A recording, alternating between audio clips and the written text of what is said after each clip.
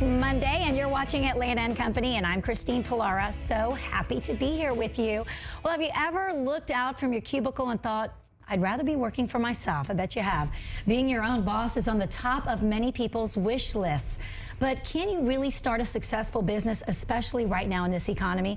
It turns out this is one of the best times to start a business. In fact, a new Kauffman Foundation study shows nearly half of Fortune 500 companies were started in a recession or bear market. And the shopping queen Fatima Medikarimi is here to kick off a three-part series on growing your business and starting your own business. And today we're going to learn how. Very exciting stuff. Yes. I don't think I would have guessed that now is a good time. Yeah, because it's a great time as far as rents are cheap, employment, you can readily find people to work for you. People are more open to helping you with your business because they're not as busy with their own businesses. So it's definitely a good time, but you just have to be, very aggressive about it. And we should start off by saying, love what you do what you love. How can so people have to figure out first what they love and what they're passionate about, and then go from there, right? Exactly. Some people think, oh, starting my own business, making a quick buck, but if that's what you're going in it for, you're not going to make any bucks at all. You really have to go and find a product or service that you love and are passionate about, because that's really going to drive you to do your best and to eventually later on down the road make the big bucks that you're hoping to make. But it's really about finding that inner passion and something that you've already done and you want to take to the next level, or finding something that you've always wanted to do and just want to pursue it in a more professional manner now. Well, ironically, I know there are a lot of people that are creative types, and they feel like if they actually start doing their job as a profession that they're going to lose their passion for it. Not necessarily, but it does take discipline that goes along with it. So sometimes people are afraid of, oh, well, this is something I do for fun, and if I do it professionally, then I'm going to have to be disciplined about it. But you can still grow, because that's the thing. When you do this as a business, you have a lot more opportunity to both grow in what you do as well as to grow as a person as well. So that in and of itself can be very attractive and inspire your passion. Okay, so you figured out, this is what I love, this is what I'm passionate about. What is the first step? Well, the first step is really to put it on paper. I know it's not very fun to sit down and write a business plan, but it can be incredibly helpful to you, and it can eventually become the blueprint for starting and growing your business. And it forces you to think through a lot of different concepts and ideas. This might sound really great to you, but once you really start writing it down, you figure out, well, I don't know who I'm going to be selling it to, or I don't know how big my market is.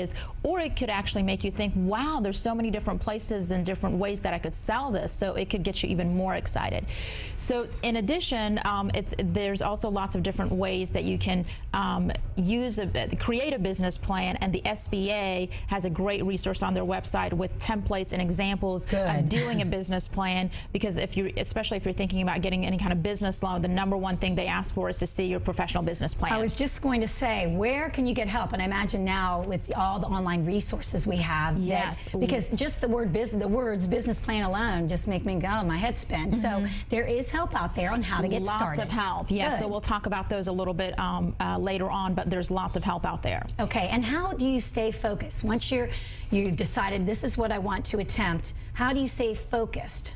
Well, I always say, once you start your own business, remember that it's a business, it's not a hobby. So, and just the fact that you work for yourself doesn't mean you can show up whenever you want to. So you really have to be diligent about setting up a schedule for yourself as far as when you wake up, when you start work, and try to limit your distractions. If your friend is calling you to go out to lunch, say, I've got to finish this, or I've got specific items that I need to get done. So be very diligent about doing that, as well as act professional, both with how you conduct your conversations with both suppliers and vendors. And if you do anything, make sure you always get it in writing too. Don't just say, oh, they're friends, oh, they're this. Is still make sure that you treat your business as a business and get everything in writing. Right, very important. And how do you stay plugged in? Yeah, it can be very lonely and scary as a small business person. So it's really important that you actually get out there and start networking with both other business people and entrepreneur groups, as well as other people in your industry. In Atlanta, we're very, very fortunate to have so many diverse networking groups, and you can really take advantage of all their knowledge and wisdom to help you through, ideas that you might be thinking about or issues that you might be going through, so you don't have to do it alone. And if going out might be an issue for you, now online networking is very popular too. LinkedIn.com is a professional networking site, or you can actually have a little bit more fun, for example, on Twitter.com. But all of these require you to give a little bit of yourself to. You can't just necessarily expect to get. You also have to be willing to give as well. Yeah, Facebook, we have our Facebook page, and you add the features and you just tell everybody about your product, and it is amazing how the word spreads. Yeah, so it's a tremendous resource. Yeah. And I can't wait to learn more in the next few series about how to create your own business. So you'll be back with us, right? Yes. Next week we'll be talking about the financial and legal aspects of starting your own business. Okay. But in the meantime, there's lots of great resources, both online at atlantaandcompany.com, as well as on my website at shoppingqueen.com. Okay, and there we can learn how to get started. Very exciting. Do it, everybody. This is the time. The time is right. If you want more money-saving tips, ideas, and coupons, visit the Shopping Queen's website at shoppingqueen.com. And if you want to look confident,